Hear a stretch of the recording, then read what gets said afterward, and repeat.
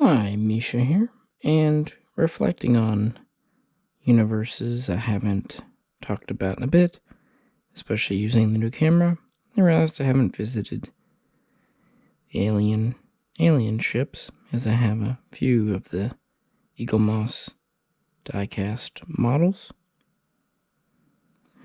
So in this part, let's revisit and talk about Alien,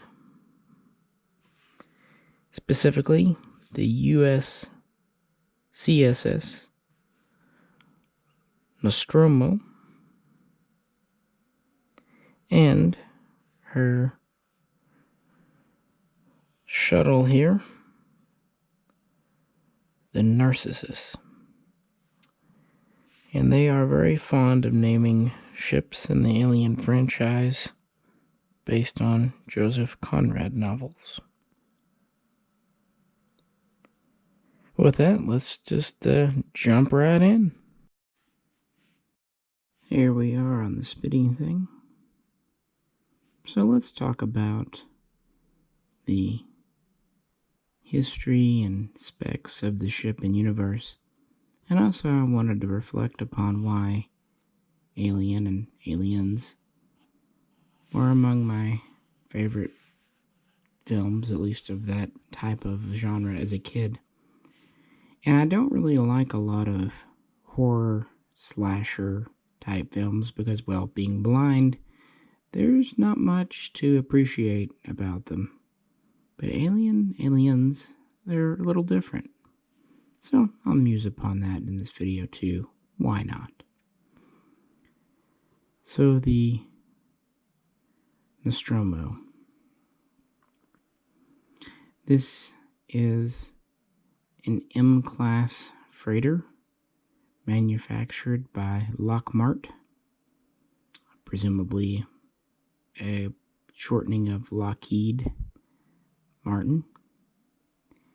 It is a CM-88B Bison interstellar Starfreighter, first commissioned in 2101 and owned by the Weyland-Yutani Corporation. Now, interestingly, it did not start life in the form we see it here. It actually began as an interstellar cruiser. But in 2116, it was repurposed, retrofit into the freighter we see here. Although technically it's more of a tug than a true freighter. Anyway, it was given 7 hypersleep chambers for longer voyages and given more of an industrial purpose refit. And then it was assigned to the Earth to Thetis and then Thetis back to Earth route, which I believe was about 6 months each way, hence the hypersleep chambers. And she had a crew, at least in the film, of 7. Although really, I'm going to say 8, because the last one's just as important as anyone else. She was captained by Dallas. Her first officer, second in command, was the war doctor, Kane. Third in command, or warrant officer, was Ripley. Then we have Ash, the science robot that even Bender would have admired. Next, we had Lambert as the navigator. We had Parker as the chief engineer. And finally, I guess at the bottom of the human totem pole, we had Brett as the engineer's assistant, basically Gilligan. But the 8th member, Jonesy, the cat, was just as important. Although why he didn't get his own little cat-sized chamber, I don't know.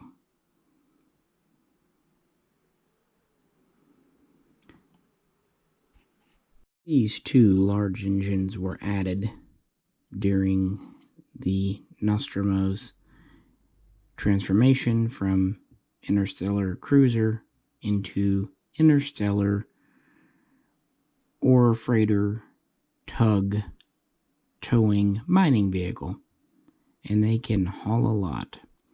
The Nostromo herself is 1,095 feet long and about 63,000 tons weight. However, the detachable ore refining, processing, and storage facility she carried, so basically a trailer, was over 6,300 feet long. Now she had 3 decks numbered, well, I should say lettered, numbered. A, B, C deck. A deck was the primary deck. The bridge was there. The main computer room to access the AI. The hyper sleep chamber. The crew lounge slash food place. A very not 10 forward type place. Medical bay and science bay and so on and so forth. B deck was not typically inhabited. It was mostly storage and areas to access for repairing and maintenance. Kind of an industrial area. And C deck wasn't a whole lot better. It's where they stuck Parker and Brett. It was main engineering, and it housed the rooms for the landing legs. It had the fuel, and it had much of the mining equipment. Nostromo could land on a planet, as we saw in the film. Quite easily so. And she had 2 shuttles, and we'll talk about them in a minute. Of course, she had no weapons or anything like that. She was designed for long duration interstellar flight. And it said she's worth 42 million. 42 million what? Human lives, maybe? Knowing Weyland Yutani. Or maybe the economy totally changed and collapsed in the interim. Who knows? In the real world, the set was designed with a lot of input from Ridley Scott. It was basically an enclosed set made pretty much real, including the bridge and computer area and all of that. And it was both very effective for the actors and rather annoying to work in for them and the crews. But it does give that sense of reality and scale.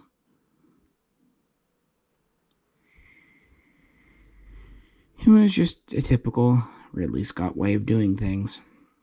As far as the outside, the model, they had 3 main filming models. They had a 4-foot one for smaller stuff, and they had a giant 12-footer made of metal for some of the scenes. And they had some partial models to film window shots and things like the shuttle leaving and so on and so forth. And originally, for whatever reason, it was painted yellow. And that was changed to the color you see here pretty late in production. But yeah, it was designed to basically be what was once a cutting-edge star cruiser, turned in later on in its service life into a space Mack truck with giant engines. And she had raw power.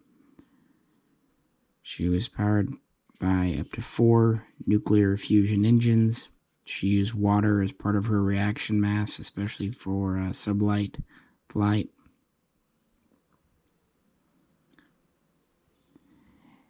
And she was, durable, if not elegant. She had a lot of old school hardware in, even by the 70s when it was filmed. It was kind of designed to look antiquated and industrial. It's clear that Weyland-Yutani was scrimping. No holodecks on this one.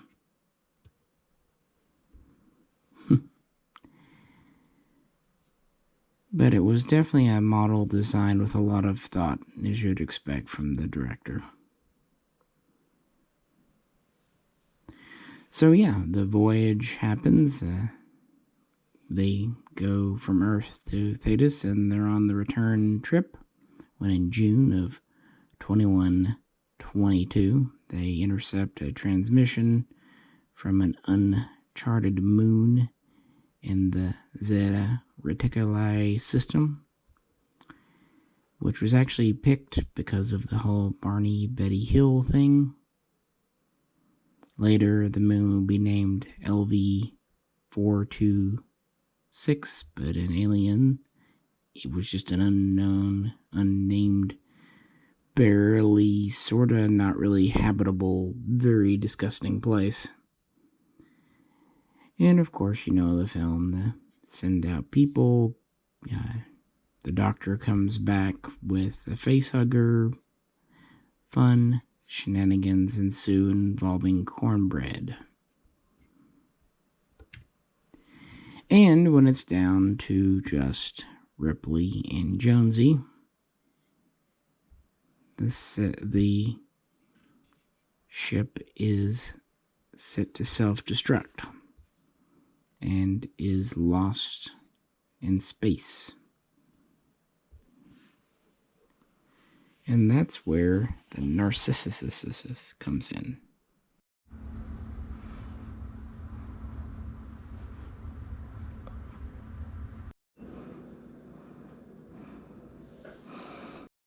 Also manufactured by Lockmart. This is an interstellar, or really usually intrastellar, Starcub Shuttle. Although, much like the Nostromo, it's modified and can be used as a lifeboat. It is about 53.5 feet long, and it's over 63 feet wide. It has a standard crew of 3, pilot, engineer, and science officer. And it has 2 hypersleep chambers. But it's not really meant for long range. It's more of a space to planet surface, or space to maybe a station. It's really a reconnaissance craft or short range craft. It has a lot of lockers and storage inside. It would make a lot of sense for a mining vessel to have kind of a reconnaissance, survey, whatever craft. Just solid and dependable. It was mostly meant for sublight flight. Again, also used water as reaction mass. It had 2 engines for sublight that could be throttled or vectored back here, or even out front.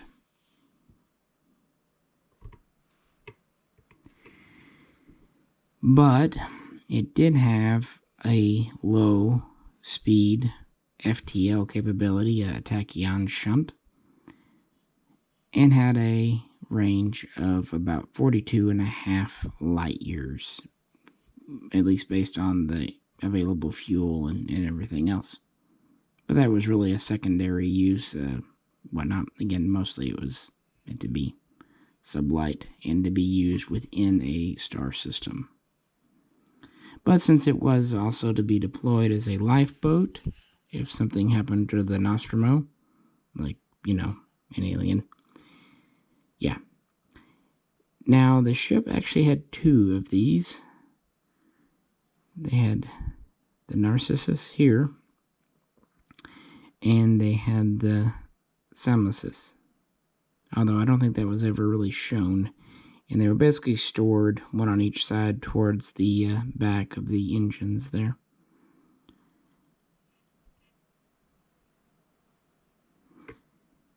So yeah, this is how Ripley and the cat escape. And also how they toast the alien with the nozzles in the back. We see this undocking from the Nostromo, and that was a miniature, and then they built a full-size replica of the rear, putting it on the ceiling and having the alien, well, dude in costume, below it to replicate the alien being burned alive by the engines. Definitely the very definition of a practical effect. And then Ripley would go into hypersleep and remain there adrift in space for 57 years.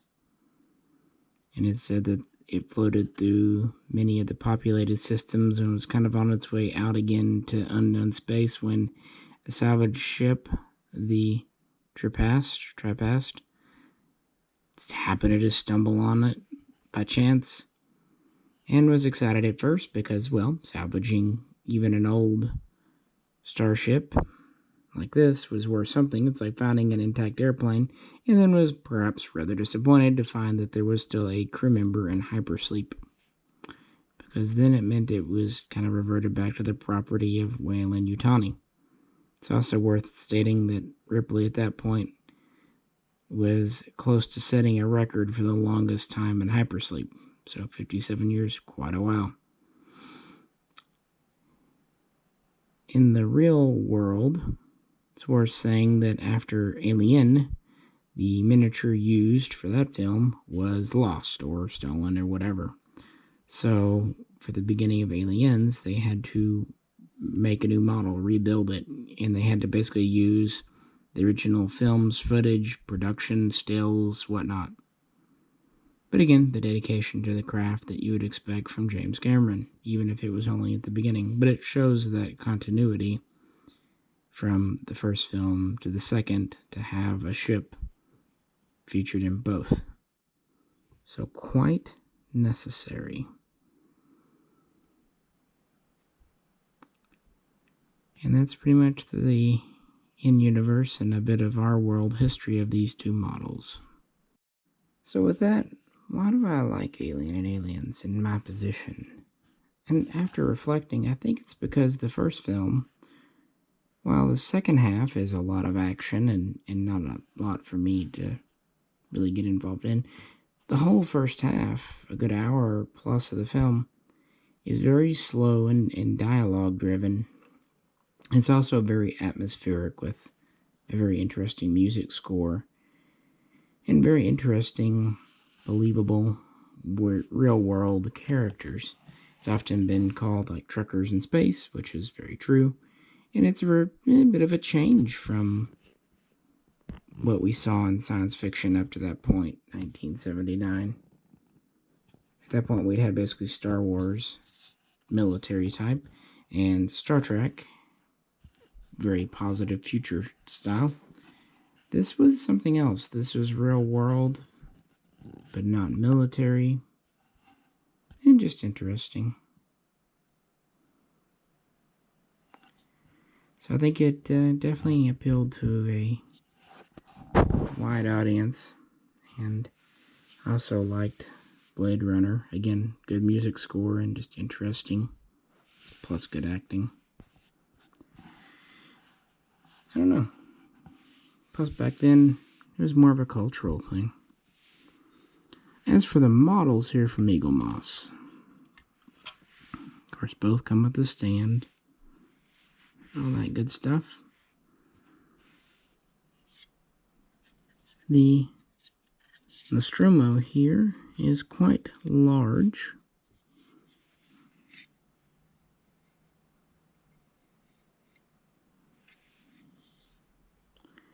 And while it is die cast, that's really only the central part.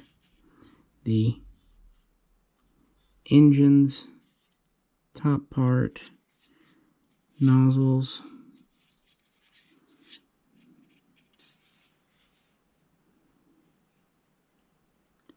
all that is plastic polymer. Now it's good high density plastic, durable, but it does mean, though it's physically rather large, it's kind of light, which I really wish they had done more metal with this one, especially these engine nacelles, engine pods. I think they could have done that. You know, for other things like the engine nodules, I understand that to make it have the detail, you know, you're kind of limited there. Fine, I get it. But these are die cast, so kind of wish it was a little heavier. Plus, these are rather expensive. I mean, I know they have to pay the licensing, and for a film like this, it's going to cost a lot. So while the size I'm good with, if I can get it back in here. There we go. Well, maybe. I do wish it were a little bulkier. So kind of the opposite thing I say about the Mishaco. It is plenty weighty, but could be a little bit bigger. But they did kind of, there we go. See, it fits in quite well to the stand at least. But when you look at the Narcissus, I think because of the more basic shape,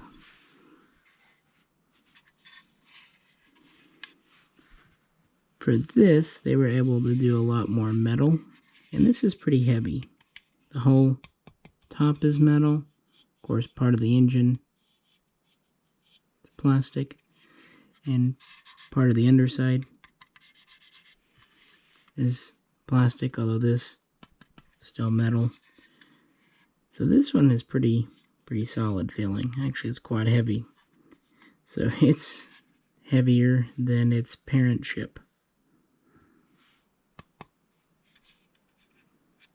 By the way, for landing on a planet's surface, this did have landing gear, although we never saw it in the film because for some reason, instead of just sending one of the shuttles down, they sent the whole darn ship, which led to an engine getting damaged from dust, which led to aliens, which, yeah, film. Anyway, yeah, I really like this model. It's simple but effective, and a very good size, and it just sits on the stand, but because of the grooving, it actually, when you find the right spot it's meant to go into, it doesn't slide around. Very good stand, and it's very minimalist. You know, you don't really see it.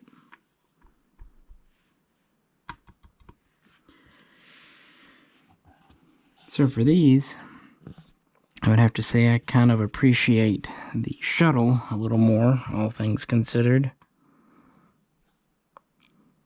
than the main ship, which is funny because if you look at the aliens ships, the UD-4L Cheyenne dropship and the Mishaco, it's the reverse. I kind of like the Mishaco more. Not that the UD-4 is bad, but I don't know, just how it is for me.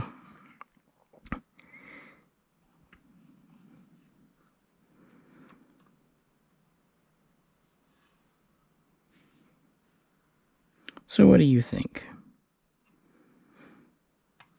Either about the film or the models or, I don't know, whatever you had for lunch today. Feel free to comment below. If you could, like, share, and subscribe. This is Misha. Catch you very soon.